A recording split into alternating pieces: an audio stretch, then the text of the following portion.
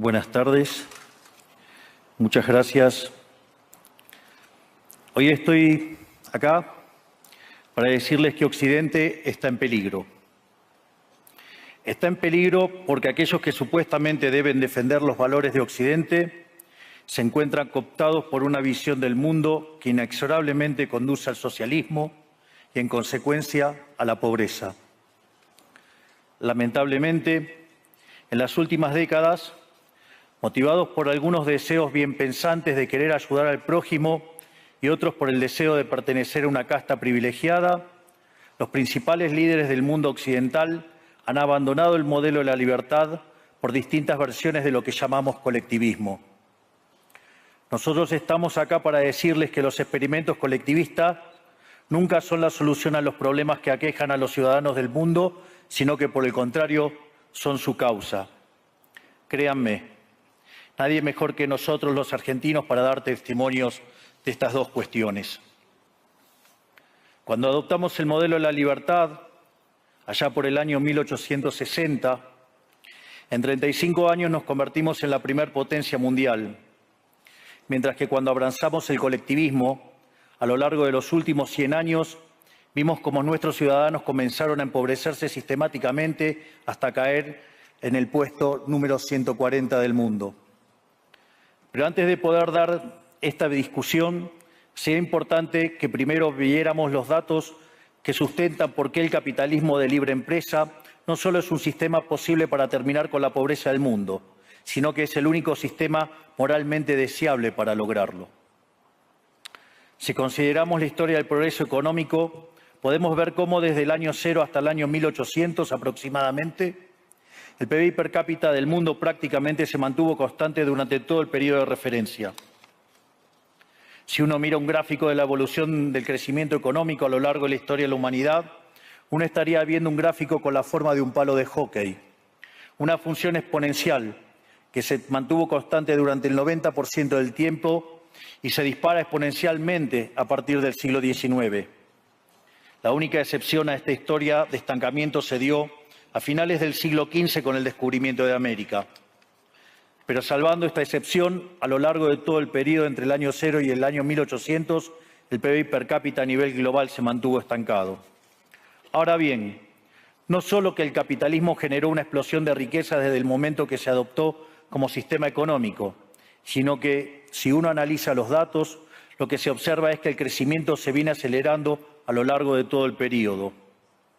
Durante todo el periodo comprendido entre el año 0 y el 1800, la tasa de crecimiento del PBI per cápita se mantuvo estable en torno al 0,02% anual, es decir, prácticamente sin crecimiento.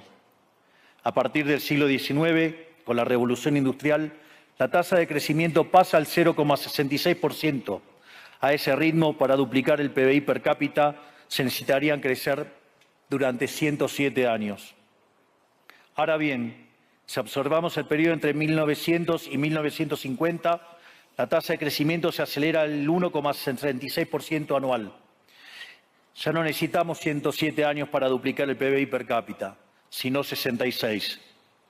Y si tomamos el periodo comprendido entre 1950 y el año 2000, vemos que la tasa de crecimiento fue de 2,1% anual, lo que derivaría en que en solo 33 años podríamos duplicar el PBI per cápita del mundo. Esta tendencia, lejos de detenerse, se mantiene viva aún hoy. Si tomamos el periodo entre el año 2000 y el 2023, la tasa de crecimiento volvió a acelerar el 3% anual, lo que implica que podríamos duplicar nuestro PBI per cápita en el mundo en tan solo 23 años.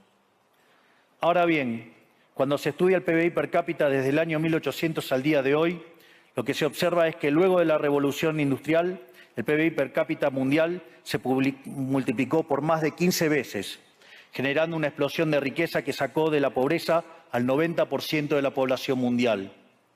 No debemos olvidar nunca que para el año 1800, cerca del 95% de la población mundial vivía en la pobreza más extrema, mientras que ese número cayó al 5% para el año 2020, previo a la pandemia. La conclusión es obvia. Lejos de ser la causa de nuestros problemas, el capitalismo de libre empresa como sistema económico es la única herramienta que tenemos para terminar con el hambre, la pobreza y la indigencia a lo largo y a lo ancho de todo el planeta. La evidencia empírica es incuestionable. Por eso, como no cabe duda de que el capitalismo de libre mercado es superior en términos productivos, la doxa de izquierda ha atacado al capitalismo por sus cuestiones de moralidad, por ser, según ellos, dicen sus detractores, que es injusto. Dicen que el capitalismo es malo porque es individualista y que el colectivismo es bueno porque es altruista, con la ajena. Y en consecuencia bregan por la justicia social. Pero este concepto que en el primer mundo se ha puesto de moda en la última época, en mi país es una constante del discurso político desde hace más de 80 años. El problema es que la justicia social no es justa, sino que tampoco aporta al bienestar general. Muy por el contrario, es una idea intrínsecamente injusta, porque es violenta. Es injusta porque el Estado se financia a través de impuestos y los impuestos se cobran de manera coactiva.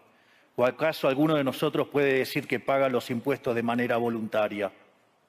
Lo cual significa que el Estado se financia a través de la coacción y que a mayor carga impositiva, mayor es la coacción, menor es la libertad. Quienes promueven la justicia social parten de la idea de que el conjunto de la economía es una torta que se puede repartir de una manera distinta. Pero esa torta no está dada, es riqueza que se va generando en lo que, por ejemplo, Israel Kirzler llama un proceso de descubrimiento de mercado. Si el bien o servicio que ofrece una empresa no es deseado, esa empresa quiebra a menos que se adecúe a lo que el mercado le está demandando. Si genera un producto de buena calidad a un buen precio atractivo, le va a ir bien y va a producir más. De modo que el mercado es un proceso de descubrimiento en el cual el capitalista encuentra sobre la marcha el rumbo correcto. Pero si el Estado castiga al capitalista por tener éxito y lo bloquea en este proceso de descubrimiento, destruye sus incentivos y las consecuencias de ello es que va a producir menos y la torta será más chica, generando perjuicio para el conjunto de la sociedad. El colectivismo, al inhibir estos procesos de descubrimiento y al dificultar la apropiación de lo descubierto, ata al emprendedor de las manos y le imposibilita producir mejores bienes y ofrecer mejores servicios a un mejor precio. ¿Cómo puede ser entonces que desde la academia, los organismos internacionales, la política y la teoría económica se demonice un sistema económico que no solo ha sacado de la pobreza más extrema al 90% de la población mundial y lo hace cada vez más rápido, sino que además es justo y moralmente superior? Gracias al capitalismo de libre empresa, hoy el mundo se encuentra en su mejor momento. No hubo nunca en toda la historia de la humanidad un momento de mayor prosperidad que el que vivimos hoy. El mundo de hoy es más libre, más rico, más pacífico y más próspero que en cualquier otro momento de nuestra historia. Esto es cierto para todos, pero en particular para aquellos países que son libres, donde respetan la libertad económica y los derechos de propiedad de los individuos. Porque aquellos países que son libres son 12 veces más ricos que los reprimidos. El decil más bajo de la distribución de los países libres vive mejor que el 90% de la población de los países reprimidos. Tiene 25 veces menos cantidad de pobres en el formato estándar y 50 veces menos en el formato extremo. Y por si eso fuera poco, los ciudadanos de los países libres viven un 25% más que los ciudadanos de los países reprimidos. Ahora bien, para entender qué venimos a defender es importante definir de a qué hablamos nosotros cuando hablamos de libertarismo. Para definirlo, retomo las palabras del máximo prócer de las ideas de la libertad de Argentina, el profesor Alberto Venegas Lynch, dijo que dice: el libertarismo es el respeto irrestricto del proyecto de vida del prójimo, basado en el principio de no agresión y en defensa del derecho a la vida, a la libertad y a la propiedad, cuyas instituciones fundamentales son la propiedad privada, los mercados libres de intervención estatal, la libre competencia, la división del trabajo y la cooperación social, donde solo se puede ser exitoso sirviendo al prójimo con bienes de mejor calidad a un mejor precio. Dicho de otro modo, el capitalista, el empresario exitoso, es un benefactor social que, lejos de apropiarse de la riqueza ajena, contribuye al bienestar general. En definitiva, un empresario exitoso es un héroe. Este es el modelo que nosotros estamos proponiendo para la Argentina del futuro. Un modelo basado en los principios fundamentales del libertarismo: la defensa de la vida, de la libertad y de la propiedad.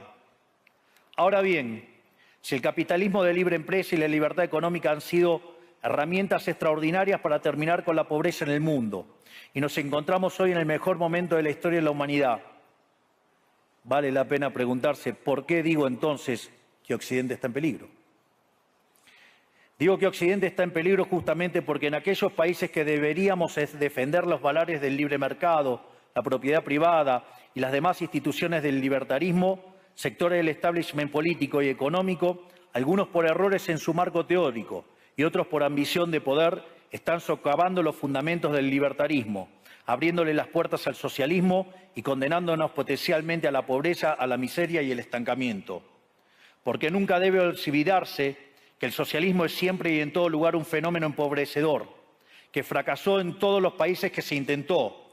Fue un fracaso en lo económico, fue un fracaso en lo social, fue un fracaso en lo cultural y además asesinó a más de 100 millones de seres humanos.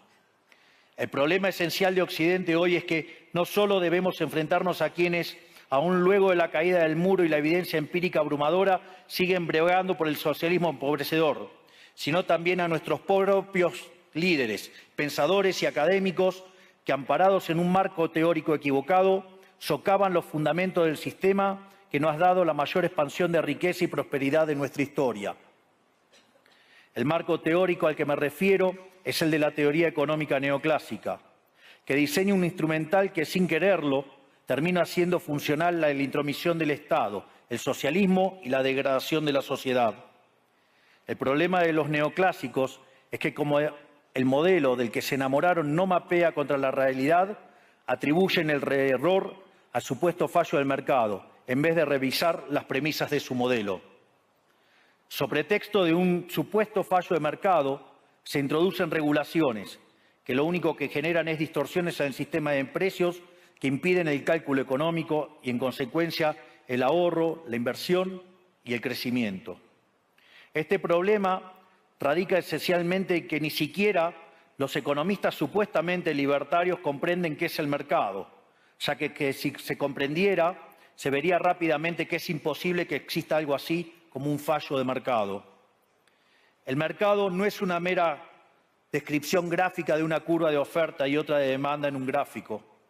El mercado es un mecanismo de cooperación social donde se intercambian voluntariamente derechos de propiedad. Por lo tanto, dada esta definición, hablar de fallo de mercado es un oxímoron. No existe el fallo de mercados. Si las transacciones son voluntarias, el único contexto en el que puede haber un fallo de mercado es si hay coacción. Y el único con la capacidad de coaccionar de manera generalizada es el Estado, que tiene el monopolio de la violencia. En consecuencia, si alguien considera que hay un fallo de mercado, les recomendaría que revisen si hay intervención estatal en el medio. Y si encuentran que no hay intervención estatal en el medio, les sugiero que hagan de nuevo el análisis porque definitivamente está mal. Los fallos de mercado no existen. Un ejemplo de los supuestos fallos de mercado que describen los neoclásicos son las estructuras concentradas de la economía. Sin embargo, sin funciones que presenten rendimientos crecientes a escala, cuya contrapartida son las estructuras concentradas de la economía, no podríamos explicar el crecimiento económico desde el año 1800 hasta hoy. Fíjense qué interesante. Desde el año 1800 en adelante, con la población multiplicándose más de 8 o 9 veces, el producto per cápita creció más de 15 veces. Es decir, existen rendimientos crecientes. Eso llevó la pobreza extrema del 95% al 5%. Sin embargo, esas presencias de rendimientos crecientes implican estructuras concentradas, lo que se llamaría, por ejemplo, un monopolio. ¿Cómo puede ser que algo que haya generado tanto bienestar para la teoría neoclásica, eso es un fallo de mercado? Economistas neoclásicos, salgan de la caja. Cuando el modelo falla, no hay que enojarse con la realidad, hay que enojarse con el modelo y cambiarlo. El dilema que enfrenta el modelo neoclásico es que dicen querer perfeccionar el funcionamiento del mercado atacando lo que ellos consideran fallos, pero al hacerlo no solo abren las puertas del socialismo, sino que atentan contra el crecimiento económico. Ejemplo, regular monopolios, destruirle las ganancias y destrozar los rendimientos crecientes, automáticamente destruiría el crecimiento económico. Dicho de otro modo, cada vez que ustedes quieran hacer una corrección de un supuesto fallo de mercado, inexorablemente, por desconocer lo que es el mercado o por haberse enamorado de un modelo fallido, están abriendo las puertas al socialismo y están condenando a la gente a la pobreza. Sin embargo, frente a la demostración teórica de que la intervención del Estado es perjudicial, la evidencia empírica de que fracasó porque no podía ser de otra manera, la solución que propondrán los colectivistas no es mayor libertad, sino es que es mayor regulación, generando una espiral descendente de regulaciones hasta que todos seamos más pobres y a la vida de todos nosotros dependa de un burócrata sentado en una oficina de lujo. Dado el estrepitoso fracaso de los modelos colectivistas y los innegables avances del mundo libre, los socialistas se vieron forzados a cambiar su agenda.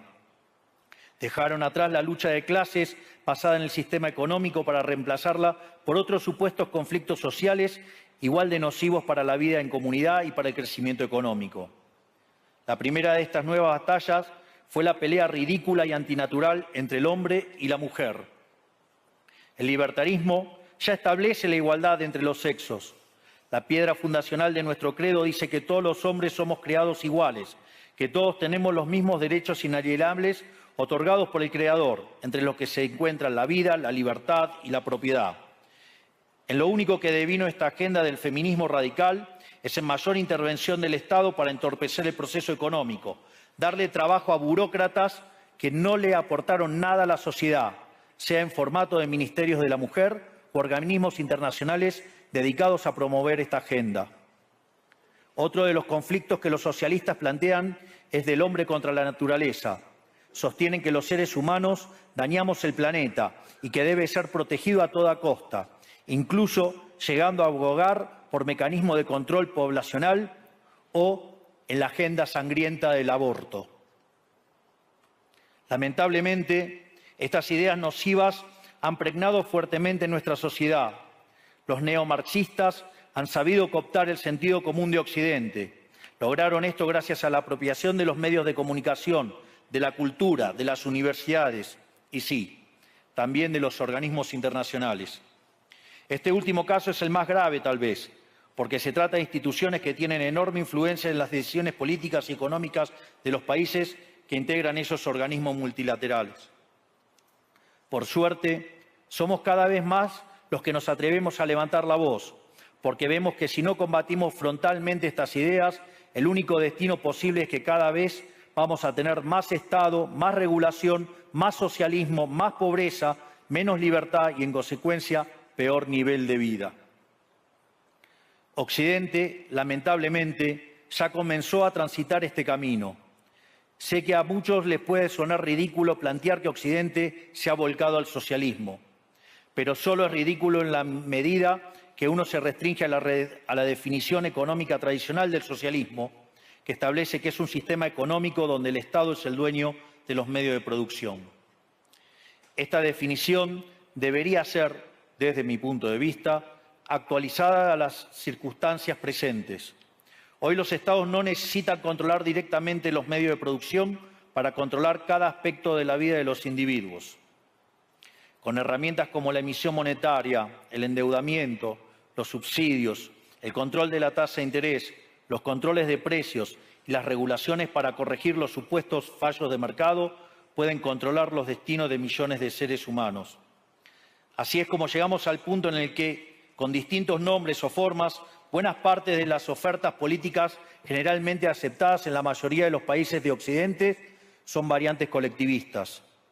Ya sea que se declamen abiertamente comunistas, fascistas, nazis, socialistas, socialdemócratas, nacionalsocialistas, demócratas cristianos, keynesianos, neokeynesianos, progresistas, populistas, nacionalistas o globalistas. En el fondo, no hay diferencias sustantivas. Todos sostienen que el Estado debe dirigir todos los aspectos de la vida de los individuos. Todas definen un modelo contrario al que llevó a la humanidad al progreso más espectacular de su historia. Nosotros venimos hoy aquí a invitar a los demás países de Occidente a que retomemos el camino de la prosperidad. La libertad económica, el gobierno limitado y el respeto irrestricto de la propiedad privada son elementos esenciales para el crecimiento económico. Este fenómeno de empobrecimiento que produce el colectivismo no es una fantasía, ni tampoco fatalismo. Es una realidad que los argentinos conocemos muy bien desde hace por lo menos 100 años. Porque ya lo vivimos, ya pasamos por esto, porque como dije antes, desde que decidimos abandonar el modelo de la libertad que nos había hecho ricos, estamos atrapados en una espiral descendente donde cada día somos más pobres. Esto es, ya lo vivimos nosotros y estamos acá para alertarlos acerca de lo que puede pasar si los países de Occidente, que se hicieron ricos con el modelo de la libertad, continúan por este camino de servidumbre. El caso argentino es la demostración empírica de que no importa cuán rico seas, cuántos recursos naturales tengas, no importa cuán capacitada esté la población, ni cuán educada sea, ni cuántos lingotes de oro haya en las arcas del Banco Central. Si se adoptan medidas que entorpecen el libre funcionamiento de los mercados, la libre competencia, los sistemas de precios libres, si se entorpece el comercio, si se atenta contra la propiedad privada, el único destino posible es la pobreza.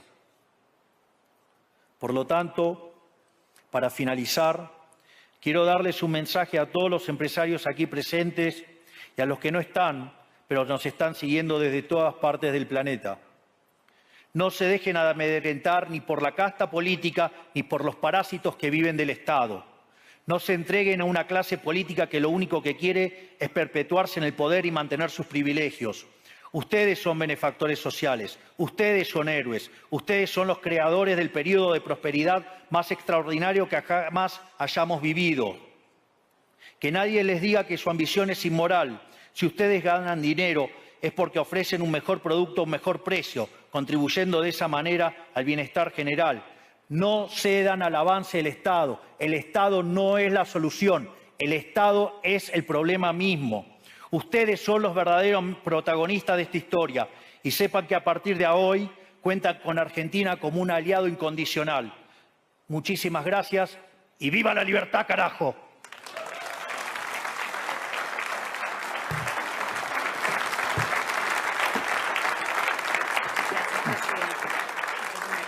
Gracias. Vamos a salir por la derecha también. Fantástico. Gracias.